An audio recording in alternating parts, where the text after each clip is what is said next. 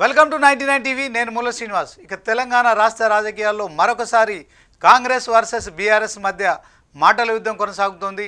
ఇక నిన్న KTR formula E race case విషయంలో విచారణకు గవర్నర్ అనుమతి ఇచ్చారు. ఈ నేపథ్యంలో కాంగ్రెస్ మొత్తానికైతే మరి కేటీఆర్ అరెస్టు తప్పదనే ప్రచారం చేస్తున్న నేపథ్యంలో ఈ ప్రచారం కొనసాగుతుండగానే ఈరోజు మధ్యాహ్నం తెలంగాణ భవన్లో కేటీఆర్ అయితే ఒక ప్రెస్ మీట్ పెట్టారు. ఆ ప్రెస్ మీట్లో సంచలనమైన విషయాలు వెల్లడించారు. సో మొత్తానికి ఆయన వెల్లడించిన విషయాలు ఏంటి?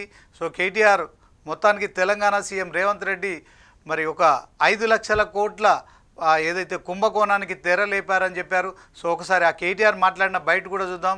తదనంతరం మరి దానికి కౌంటర్గా ఐటీ శాఖ మంత్రి శ్రీధర్ బాబు కూడా మరి కేటీఆర్ వ్యాఖ్యలపై కూడా కామెంట్ చేశారు. ముందుగా కేటీఆర్ మాట్లాడిన బయట ఒకసారి అయితే చూద్దాం. కానీ ఇవాళ ఎంత పెద్ద భూకుంభకోణం అంటే ఇవాళ రేవంత్ రెడ్డి ప్రభుత్వం తెరలేపింది సామాన్యమైన భూకుంభకోణం కాదు. ఒకటి కాదు, రెండు కాదు. హైదరాబాద్లో చాలా చాలా పెద్ద ఎత్తున మన దగ్గర పారిశ్రామిక వాడలు ఉన్నాయి. ఉదాహరణకి హైదరాబాద్ నడిబొడ్డున అజామాబాద్ ఇండస్ట్రియల్ ఏరియా ఉంటుంది. పక్కనే బాలానగర్, కుకట్పల్లి, జీడిమెట్ల, నాచారం, మల్లాపూర్, ఇంకా చాలా ఉన్నాయి. చుట్టూ పారిశ్రామిక వాడలు హైదరాబాద్లో ఓఆర్ఆర్ లోపల బోలెడు ఉన్నాయి. ఎక్కడ కూడా ఇవాళ మార్కెట్లో మీరు చూసినట్టయితే అక్కడ ఎకరం 40-50 కోట్లకు తక్కువ ఎక్కడ ఉండదు. గజాల లెక్కనే ఉంది, ఎకరం లెక్క కూడా లేదు. గజాల చొప్పున 2 లక్షలు, 1,00,000-1,50,000 గజానికి ఈ స్థాయిలోనే ఉంటుంది. ఇవాళ అట్లాంటి భూముల్లో రేవంత్ రెడ్డి ప్రభుత్వం తెరలేపిన కుంభకోణం ఎంత పెద్దది అంటే దాదాపు 9,200 పైచిలుకు ఎకరాలు, దాదాపు 9,300 ఎకరాల భూమి హైదరాబాద్లో. అంటే మీరు సగటున 40 కోట్లు వేసుకున్న ఎకరానికి దగ్గర 4 లక్షల కోట్లు, దగ్గర అంటే 3.5 లక్షల కోట్ల నుంచి 4 లక్షల కోట్ల మధ్యన మార్కెట్ వాల్యూ ప్రకారం. లేదు 50 కోట్లు వేసుకున్నారనుకో సగటున దగ్గర 5 లక్షల కోట్ల విలువ చేసే ఆస్తిని అందులో మరి ఇవాళ ఆయన అనుయాయులకు, ఆయన వందిమాగదులకు, ఆయన బామ్మర్దులకు, ఆయన తమ్ముళ్లకు, ఆయన చుట్టూ ఉండే బ్రోకర్లకు ఇవాళ ఒప్పందాలు కుదిరించి ఒక అతిపెద్ద భూకుంభకోణానికి రేవంత్ రెడ్డి ప్రభుత్వం మొన్న జరిగిన కేబినెట్ సమావేశంలో తెరలేపింది. సో చూశారు కదా కేటీఆర్ ఏం మాట్లాడారో. సో 5-6 లక్షల కోట్ల విలువైన భూములు హైదరాబాద్ నగరంలో మరి బడా పారిశ్రామికవేత్తలకు అప్పనంగా ఇస్తున్నారు. అదే క్రమంలో సో మొత్తానికి వారి దగ్గర నుంచి క్విడ్ ప్రోకో ద్వారా మరి చాలామంది అంటే ఇంక్లూడింగ్ సీఎంతో పాటు అందరూ కూడా మరొక 5 లక్షల కోట్ల భూ కుంభకోణానికి పాల్పడుతున్నారు. సో దీంట్లో 1,000 కోట్ల విలువైన భూములు, 1,000 ఎకరాల భూములు మరి అప్పనంగా పారిశ్రామికవేత్తలకు అప్పగిస్తున్నారు. సో దీన్ని ఖచ్చితంగా మేము అడ్డుకొని తీరుతాం, న్యాయ పోరాటం చేస్తామని కూడా చెప్పడం కావచ్చు. మొత్తానికి సో కేటీఆర్ చేసిన వ్యాఖ్యలు అయితే ఇప్పుడు సంచలనంగా మారాయి. దీంట్లో 5 లక్షల కుంభకోణం జరిగిందా? అదే క్రమంలో 50,000 కోట్ల రూపాయలు తెలంగాణ సీఎం రేవంత్ రెడ్డి మరి ఈ యొక్క మరి వేలాది ఎకరాలకు సంబంధించిన ఏదైతే భూముల కన్వర్షన్ విషయంలో వారి దగ్గర నుంచి ఫీజులు తీసుకుంటున్నామని మరి ప్రభుత్వం చెప్తున్న లెక్కల్లో నిజంగా వ్యత్యాసమే ఉంది. ఓవరాల్గా శ్రీధర్ బాబు ఏం చెప్పారు ఈ అంశంలో ఒకసారి చూద్దాం. పారిశ్రామిక వాడలకు సంబంధించిన భూముల విషయంలో వారు మరొక దుష్ప్రచారం, సత్యదూరమైన విషయాలు ఈ రాష్ట్ర ప్రజలకి ముందర పెట్టే ప్రయత్నం చేశారు. మొత్తం భూమి 9,292 ఎకరాలు. ఆ 9,202 ఎకరాలకు సంబంధించి వారు చెప్పారు. సరే, దాంట్లో ప్లాటెడ్ ఏరియా 4,740 ఎకరాలు. స్పష్టంగా ఏ విధంగా వారు చెప్పడం అనేది సూచసాగే చెప్పిన ఆ దొడ్లాతనము అక్కడే కనబడదు. వారి ప్రభుత్వంలోనే ఓ 3 జీవోలు తీసుకొచ్చారు. ఆ జీవోలకు సంబంధించి ఈ పారిశ్రామిక వాడలకు సంబంధించి పరిశ్రమలకు ప్రోత్సాహం చేయాలని ఒకటి లీజ్ ల్యాండ్స్ ఉంటాయి. పరిశ్రమలను ప్రోత్సాహం చేయాలని ప్రభుత్వం అనేక సంవత్సరాలుగా ఇండస్ట్రీస్ పరంగా ఒక రేటును ఏర్పాటు చేసుకొని ఆ రేటు పరంగా పూర్తి స్థాయిలో ఉన్న ఆ భూముల పరంగా ఉన్న హక్కులను ఆ పారిశ్రామికవేత్తలకి, చిన్న మధ్య పెద్ద పారిశ్రామికవేత్తలకి ఇచ్చి దాన్ని ఫ్రీ హోల్డ్ ల్యాండ్గా గుర్తించడం జరుగుతుంది. Simple logic.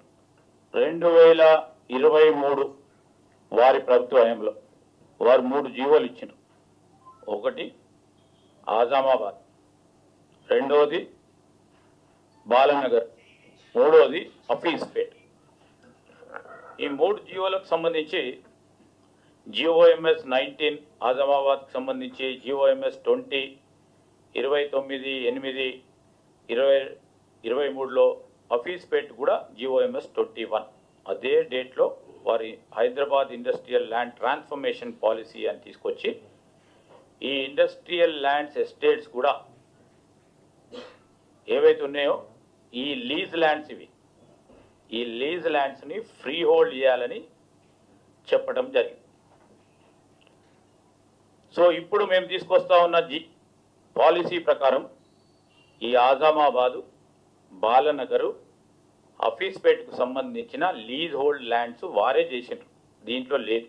సో మొత్తానికి చూశారు కదా, 5 లక్షల కోట్ల ఆరోపణలు చేస్తున్న కేటీఆర్కు, అలాగే మరి ఐటీ శాఖ మంత్రిగా ఉన్న శ్రీధర్ బాబు చెప్తున్న దాని ప్రకారం అయితే 5 లక్షల కోట్ల భూ కుంభకోణం జరుగుతుందని చెప్పి కూడా మరి కేటీఆర్ ఆరోపిస్తున్న నేపథ్యంలో దీంట్లో మరి ఖచ్చితంగా ప్రభుత్వంలో ఉన్న పెద్దలందరికీ కూడా మరి సుమారు వేల కోట్లు కావచ్చు, లక్షల కోట్ల మరి అవినీతికి పాల్పడబోతున్నారు. సో వాళ్ళ జేబులు నింపుకోబోతున్నారని కూడా చెప్పారు. ఇది 5 లక్షల కోట్ల కుంభకోణంగా కేటీఆర్ అభివర్ణిస్తారు. అదే క్రమంలో మరి మంత్రి శ్రీధర్ బాబు మాత్రం ఇది కేవలం ఆ భూములు ఎవరైతే పారిశ్రామికవేత్తలకు ఇచ్చే భూములు ఏవైతే ఉన్నాయో వాటికి సంబంధించిన అంశంలో కన్వర్షన్ ఫీజు కింద ప్రభుత్వానికి ఒక 4-5 వేల కోట్ల రూపాయల ఆదాయం వస్తుందని చెప్పడం కావచ్చు. సో మొత్తానికి 5,000 కోట్లకు 5 లక్షల కోట్లకి వ్యత్యాసం చూసుకున్నట్టయితే మరి ఇది 100% చాలా డిఫరెంట్గా ఉంది. ఏది ఏమైనప్పటికీ కూడా మాజీ ఐటీ శాఖ మంత్రి, అలాగే తాజా ఐటీ శాఖ మంత్రి కేటీఆర్ శ్రీధర్ బాబుల మధ్య ఏదైతే ఈ యొక్క మాటల యుద్ధం చూసుకున్నట్టయితే తెలంగాణ రాష్ట్రంలో రాష్ట్ర రాజధాని హైదరాబాద్లో భూముల విలువ ఏ మేరకు ఉంటుందో మనందరికీ తెలిసిందే. అయితే ఇప్పుడు ప్రభుత్వానికి ఖచ్చితంగా 4,500 ఎకరాల ప్రభుత్వ భూములు మరి బడా పారిశ్రామికవేత్తలకు పరిశ్రమలు నెలకొల్పడానికి మరి వారికి లీజుకి ఇచ్చే వ్యవహారం ఏదైతే ఉందో ఇది కొంత వివాదాస్పదంగా మారింది. సో మరి గజానికి 1,00,000కు పైగా కూడా విలువ చేసే భూములను కేవలం దాంట్లో 30% మాత్రమే మరి విలువకు ఆ లీజుకి ఇస్తున్న క్రమంలో ఆ బడా పరిశ్రమల నుంచి కావచ్చు, బడా పారిశ్రామికవేత్తల దగ్గర నుంచి కావచ్చు. సో మొత్తానికి ఆ 30%లో కూడా మరొక 30% మాత్రమే ప్రభుత్వానికి వాళ్ళు ఏదైతే కన్వర్షన్ కింద ఈ మొత్తం చెల్లించడం కావచ్చు.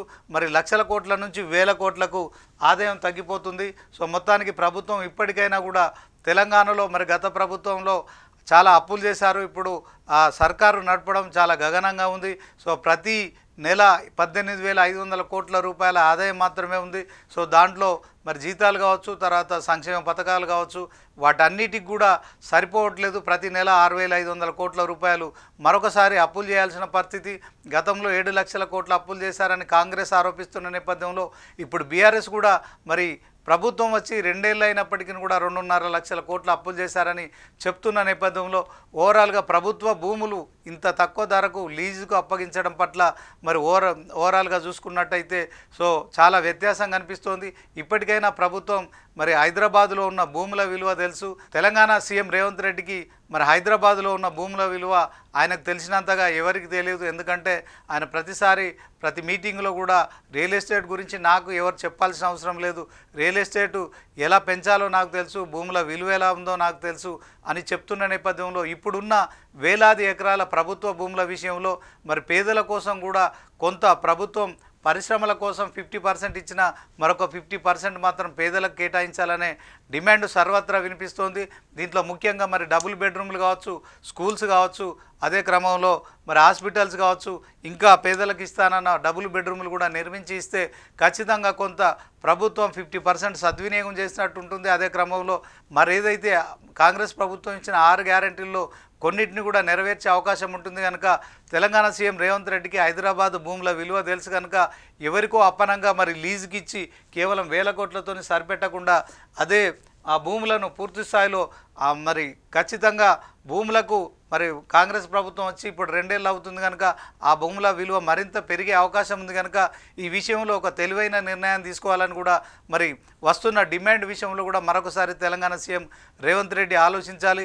ఒకవైపు మరి కేటీఆర్ ఆరోపిస్తున్నారు 5 లక్షల కోట్ల స్కామ్ అని ఆరోపిస్తున్న నేపథ్యంలో సో అది స్కామ్ కాదు, మేము భూములు కన్వర్షన్ ఫీజు కింద 4-5 వేల కోట్లు ప్రభుత్వానికి వస్తుందని మరి ఐటీ శాఖ మంత్రి శ్రీధర్ బాబు చెప్తున్నారు. సో ఇండస్ట్రీస్ కూడా ఆయన మంత్రి కనుక సో వీళ్ళిద్దరు కూడా మరి ఈయన మాజీ మంత్రి, ఈయన ప్రస్తుత మంత్రి కనుక సో మాజీ మంత్రి కేటీఆర్ చేసిన ఆరోపణల విషయంలో మరి లక్షల కోట్ల నుంచి వేల కోట్లకు సంబంధించిన అంశంలో 100% డిఫరెన్స్ ఉంది కనుక కాంగ్రెస్ ప్రభుత్వం మరి మంత్రులు అందరూ కూడా ఈ విషయంలో ఆలోచించి ఒక తెలివైన నిర్ణయం తీసుకొని నిజంగానే పరిశ్రమలు రావడాన్ని ఎవరు కూడా వ్యతిరేకించరు.